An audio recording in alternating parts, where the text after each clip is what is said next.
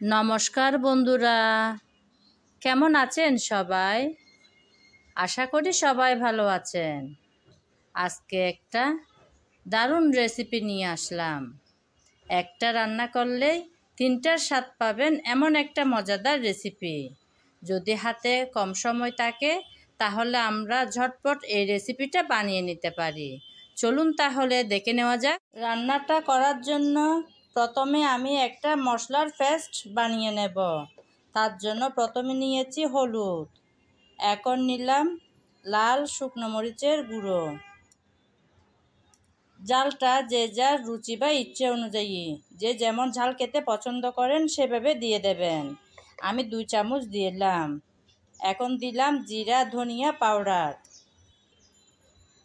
তারপর দিলাম স্বাদ মতন লবণ। এখন একটু পানি দিয়ে আমি ভালোভাবে গুলে নেব।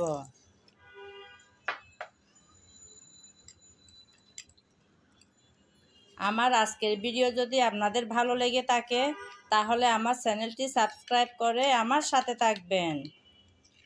আর যদি ফেসবুক পেজে দেখে থাকেন তাহলে পেজটি ফলো করে দেওয়ার অনুরোধ রইল। মশলার পেস্টটা আমি বানিয়ে নিলাম। রান্নাটা বসাবো বলে চুলায় আমি একটা প্যান বসিয়ে তাতে পরিমাণ মতো তেল দিয়ে দিলাম। তেল গরম হয়ে যাওয়ার পর দিয়ে দিলাম রসুন কুচি, তারপর দিচ্ছি পেঁয়াজ কুচি। আজকের রান্নাটাতে আমি আদা রসুন পেঁয়াজ কোনোটাই বেটে দেব না, এরকম কুচি করে দিলাম। আমার মনে হয় এভাবে ভালো লাগে এই রেসিপিটাতে, সেজন্য এভাবে দিলাম। কিছুক্ষণ নেড়ে চেড়ে ভেজে নিয়েছি, সুন্দর একটা ফ্লেভার চলে আসছে। এখন দিয়ে দেব আমি যে মশলা আমি আগে রেডি করে রেখেছিলাম সেটা। মশলাটা দিয়ে ভালো করে নেড়ে চেড়ে মিশিয়ে নিতে হবে। মনে রাখতে হবে তরকারির ভালো মন্দ স্বাদ আসে কিন্তু ভালো করে কষানোর উপর, তাই ভালো করে নেড়ে চেড়ে কষিয়ে নিতে হবে। আমি কিছুক্ষণ নেড়ে চেড়ে ভালো করে কষিয়ে নিলাম। তেল কিন্তু উপরে ভেসে আসলো, এতেই বোঝা যাচ্ছে কষানোটা ঠিকঠাক হয়ে গেল। আমি আজকের রেসিপিটা রান্না করব শুটকি দিয়ে। এই যে আমি সেজন্য কিছুটা পরিমাণ শুটকি আগে থেকে গরম পানি দিয়ে ধুয়ে পরিষ্কার করে রেখেছিলাম, সেগুলো দিয়ে দিলাম। যারা শুটকি পছন্দ করেন না তারা এই রেসিপিটা চিংড়ি মাছ দিয়েও করতে পারেন।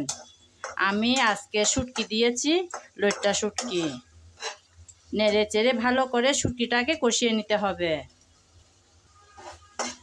কিছুক্ষণ নেড়ে চেড়ে শুটকি আমি ভালোভাবে কষিয়ে নিলাম। শুটকি যখন কষানো হয়ে গেল ভালো করে, এখন দিয়ে দেব কুচি করে রাখা এরকম লম্বা লম্বি করে আলুগুলো সব দিয়ে দিয়েছি।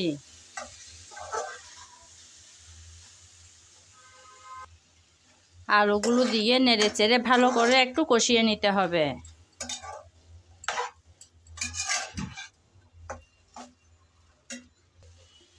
আলুগুলো দিয়ে আমি কিছুক্ষণ নেড়ে চেড়ে কষিয়ে নিলাম।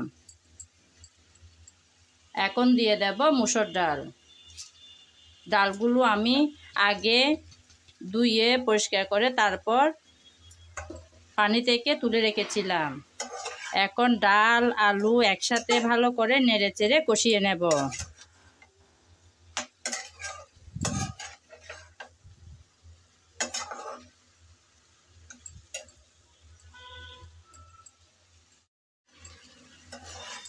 প্রায় 3-4 মিনিট যাবত আমি ভালো করে নেড়ে চেড়ে কষিয়ে নিয়েছি।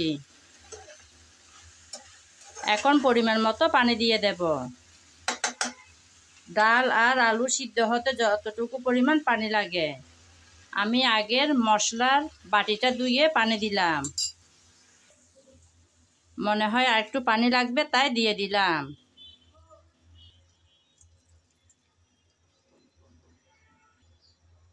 আবারও একটু হালকা হাতে নাড়িয়ে দিলাম।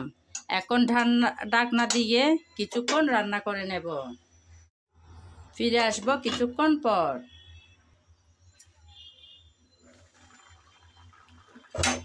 ঢাকনা দিয়ে আমি বেশ কিছুক্ষণ যাবত রান্না করে নিলাম। ডালটাও প্রায় সিদ্ধ হয়ে আসলো, আলুটাও সিদ্ধ হয়ে আসলো। এখন আমি উপরে দিয়ে দেব এভাবে ডিম আমি ভেঙে দিলাম। এভাবে একটা একটা করে,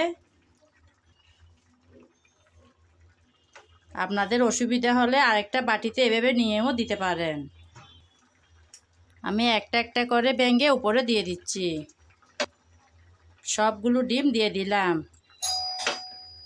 এখন উপরে কিছুটা ধনেপাতা কুচি দিয়ে তারপর আবার 3-4 মিনিটের জন্য ডেকে রান্না করে নেব। তারপর রেডি হয়ে যাবে আজকে মজাদার আমার এই রেসিপিটা। চাইলে আপনারা একবার ট্রাই করতে পারেন। এখন ডেকে দিলাম কিছুক্ষণের জন্য। ফিরে আসবো কিছুক্ষণ পর। কিছুক্ষণ পর এসে আমি ঢাকনা উল্টিয়ে দেখলাম রেডি হয়ে গেল আজকের মজাদার রেসিপিটা। আপনারা চাইলে একবার ট্রাই করতে পারেন। সত্যি কিন্তু অনেক মজার হয় এই রেসিপিটা। আজ এ পর্যন্ত। সবাই ভালো থাকবেন। নমস্কার। আগামী ভিডিও দেখার আমন্ত্রণ জানিয়ে এখানেই বিদায় নিলাম।